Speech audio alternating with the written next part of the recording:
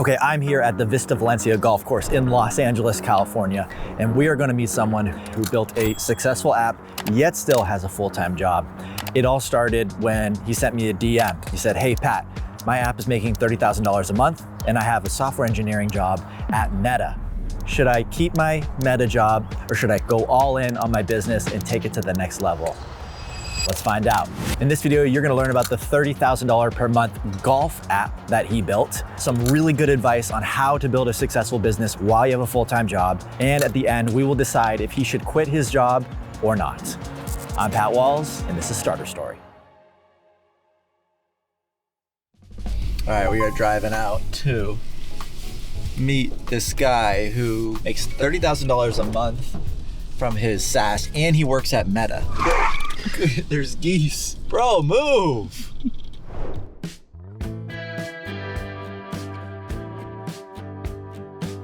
Okay, Starter Story fam, we are here at Vista Valencia golf course. We are about to meet the golf app owner who's making $40,000 a month with his golf app. Let's go meet him. He's right there. You can see his golf swing. It is beautiful. What's up, buddy? What's up, man? Good to meet you. How you doing? How you doing? So you are the owner of Live Tourney Golf SaaS, making $30,000 a month. Yeah. Tell me more about that. It's the SaaS tool for golf courses. It helps golf courses like this run their tournaments. We've got about 150 golf courses that have started using our product. We're at about 350K of ARR, and based on how we've been doing the start of the year, we're about an $800,000 run rate. Nice. And tell me a little bit more about your career. I know that you've been building this for some time, but you still have a full-time job? Yeah. What's going on there? I'm a senior software engineer at Meta. I work on the AI team. It's definitely been a hard thing to balance doing two things at once, but it's getting to a point where now I have to kind of make a decision on, is this going to be a full-time thing? It's not really going to be sustainable for me to do both any longer. Yeah. Often we do our interviews over remote, but I really wanted to improve my golf swing. I'm wondering if you could help me out a little bit on that. Yeah, let's do it. Let's do it. Awesome.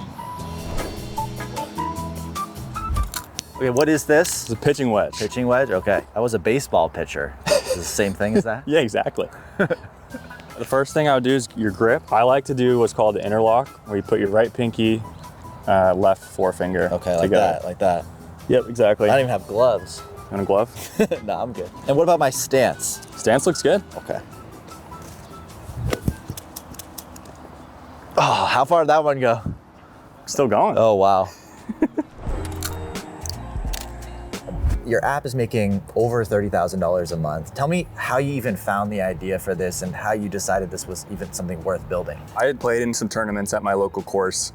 We weren't using anything for scoring. I knew there was a product on the market that I'd used before called Golf Genius, and I asked our pro why we weren't using it, and he told me it was just too complicated and too expensive. To me, that's an opportunity to go build something. And so I built it for our first event about 4 years ago. It was nights and weekends. I'd wake up and the first thing I'd want to do in the morning was go build, or the last thing I want to do before I went to bed tonight was go build. And it was just kind of became like this obsession of like, how do I keep making this thing better every day?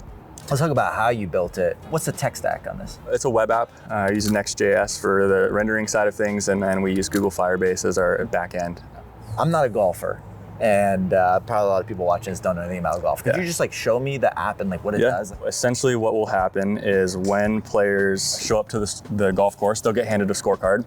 They'll scan a QR code on their scorecard and they land right here on the leaderboards. And then they go to scorecard, they can enter the code on their card, or they can just select their group and then they just start scoring. So they say, let's say I made a birdie on that hole, this guy made par and par, but now when they go back to leaderboard, obviously as other people are putting in their scores, it's updating in real time and they can see how they're doing throughout the round. This is kind of the main leaderboard component for the event. Nice. This can be B-roll, or can I ask you a real question? Yeah, you can answer real questions. At the beginning, you asked like, you're on the AI team, why would you leave your job? Or you're like, this guy's making a dumb decision? No, I was just curious because one of my buddies works at Google and he made like, I don't know, tens of millions or something like that, just because he was working on the AI teams. Yeah. If it was purely financial, it seems like staying is probably the right call. But at the same time, I could lose my job at any point. It's just such a hard decision. Yeah. Hey guys, it's Pat here from the future. I'm just finishing up the edit on this video right now, but this video, it got me thinking about something. So Matt has been facing this huge decision. Should he stay at his job with all the job security and everything, or should he quit and go all in on his dream to build his own SaaS? The thing here is that there's no right or wrong answer, but it's important to note that Matt would not be here if he never made this one decision to go out and actually build something. And if you're watching this, you might be wondering, how do I find an awesome SaaS idea like Matt's found that's making $30,000 a month? Well, we worked with HubSpot to put together a free database of over 100 proven micro SaaS ideas just like his. In that database, we break down revenue numbers, pricing models, how much it costs to start, and everything else you might need to find and validate your idea. So if you've been looking for your next idea to build, the beginnings of that might be hiding right here in this database. If you want to grab it, you can just head to that link in the description and get it 100% for free. All right, let's get back to the video.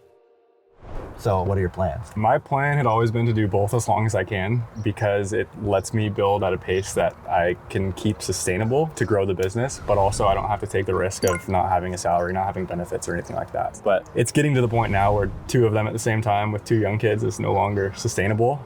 Walk me through your thought process of essentially quitting that career and your emotions around that. The first one is fear, just like walking away from this steady, great job. You know, I can work 9 to 5 at Meta and have a pretty great life.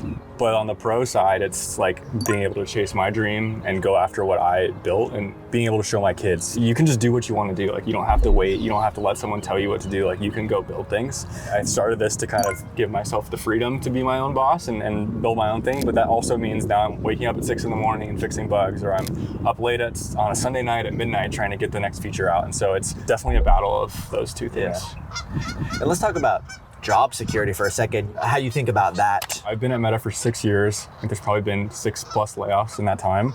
I've been lucky not to be affected by them, but it's feeling more so that it's not necessarily like a guarantee that I can be here as long as I want. One of the reasons why I wanted to meet you and talk to you is because you have this inflection point coming up where you're going to decide to quit your job or just keep going. Are you nervous about it? Yeah, I think I'm definitely nervous. Like, the day after when I wake up and I don't have the real job and the real income, like, what does that look like? I'm definitely like fearful of, you know, if this doesn't work or if something happens and I lose all my customers, like, then I have nothing. What are you thinking you're going to do? My heart tells me to go all in on this thing. It's still small, obviously, right now, but I do see a path forward to this being a really, really legitimate, great business. And when I think about the energy that I get in the morning and what I want to spend my time on, it's live tourney. I think there's something there. I had a full-time job. I was working in tech, and I decided to quit my job and go all in. And there's something about having your back against the wall. Like, when I quit my job to start Starter Story, I had $12,000 in my bank account. That was really motivating to push me to go all in. But a lot of people just go start a business and then they don't even know how to prioritize their time or anything like that. Yeah. You already know how to do that. You prove you can generate revenue and get customers. You did all the hard part already. Now, once you have your full day to dedicate to this and you know how to be productive, you're gonna crush it. There's one thing more that I wanna get from you, which is advice for people who are building while they have a full-time job. But before we do that, let's go back to the clubhouse. Okay. Let's talk about building while you have a full-time job. A lot of people watching this probably have a tech job, they might be software engineers. What would be your advice on like how to actually ship, get customers, and balance a full-time job without getting fired for bad performance? What's your advice? Yeah, I think time management is key. Set aside time in the day. For me, it was the morning, like 6 a.m. to 9 a.m. and just wake up early and get it done. A lot of people watching this channel are looking for an idea, oh, this golf app is really cool. What would be your advice for people who are trying to figure out what that thing is that could make $30,000 a month like your app? It's hard to say because I found this by doing the things that I was passionate about, but I think that's what made it successful because I can do this and it doesn't feel like I'm working. Right. So my advice would be find something you care about, figure out where you could make it better and go. Yeah, it's cool nowadays. You can build software that pretty much does anything. If you like pickleball, go build pickleball tournament software or whatever it is. I see a lot of people try to build stuff, like you said, for dentists, but they're not a dentist. They don't know anything about dentists, and then going gets tough. You're 3 months into that, you eventually give up. But if you do something you love doing, you're enjoy. For me, that was entrepreneurship, people starting businesses. I love that. I would have done it for free to talk to founders like you and people who built cool stuff. So I think that's great advice. Tell me what it's like now. Like, you're making money, you're about to hopefully quit your job one day, your app could be worth a lot. Tell me about that. It's really fulfilling. I think back to the first customer we got and when the first internet dollars came in, it was like, a complete brain shift. And it's really rewarding, especially coming on site to a place that is a customer of ours, to like see how what I've built affects random people that I've never met and will never meet. Exactly. There's something really special for software engineers like us. I was also a developer. To actually build something and see somebody who doesn't even know who you are potentially, and they use it, they get value out of it. So I think that's like one of the coolest things, to actually build something. Yeah. Cool, man. We're gonna talk in like 2 or 3 weeks, and you're gonna let me know if you quit your job or you didn't. Yeah. So thank you. Thank you. We just wrapped up with Matt here. I'm at the golf course right now. And should he quit his job? What do you guys think? It's a big decision. On paper, it may look like the right thing to do to stay at your job. And we've interviewed people on the channel who stayed at their job until they're making $80,000 a month.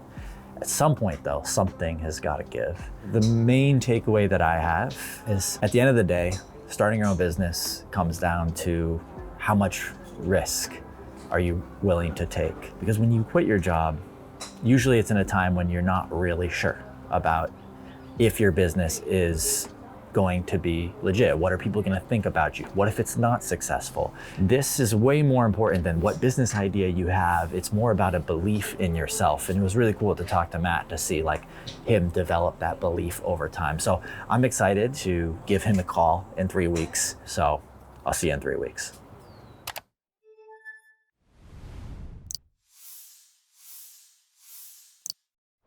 Matt, thanks for giving me a call. We were sitting on the decision of you keeping your job or going all in on your business. I have no idea what you're about to say right now. Give us the update. Everyone watching is excited to hear what you decided to do. I mean, it's a hard decision for sure, but after thinking about it and kind of deciding where I want to be going forward, I got to go all in on live training.